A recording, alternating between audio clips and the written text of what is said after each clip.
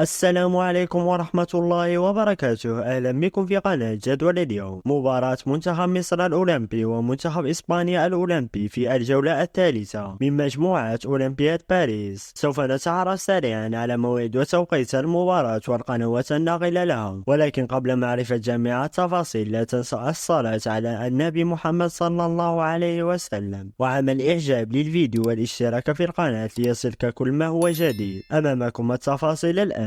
بعد فوز المنتخب المصري على منتخب أوزبكستان بهدف ل0، وفوز إسبانيا على الدومينيكان ب3 أهداف مقابل هدف، أصبح ترتيب المجموعة إسبانيا متصدر ب6 نقاط، ومصر في المركز الثاني ب4 نقاط، ومنتخب الدومينيكان الثالث بنقطة. أما أوزبكستان في المركز الأخير بدون أي نقاط. وستقام مباراة منتخب مصر الأولمبي ومنتخب إسبانيا الأولمبي، وذلك في الجولة الثالثة من مجموعة أولمبياد باريس 2024 في تمام الساعة 2 مساء بتوقيت تونس والجزائر والمغرب، 3 مساء بتوقيت ليبيا والسودان، 4 مساء بتوقيت مصر والسعودية والكويت وقطر والعراق وسوريا واليمن والأردن. والمباراة سوف تلعب يوم الثلاثاء المقبل الموافق ل3 يوليو 2024. ستقال المباراة حصريا عبر قناة بي سبورت القطرية وقناة المغربية الرياضية.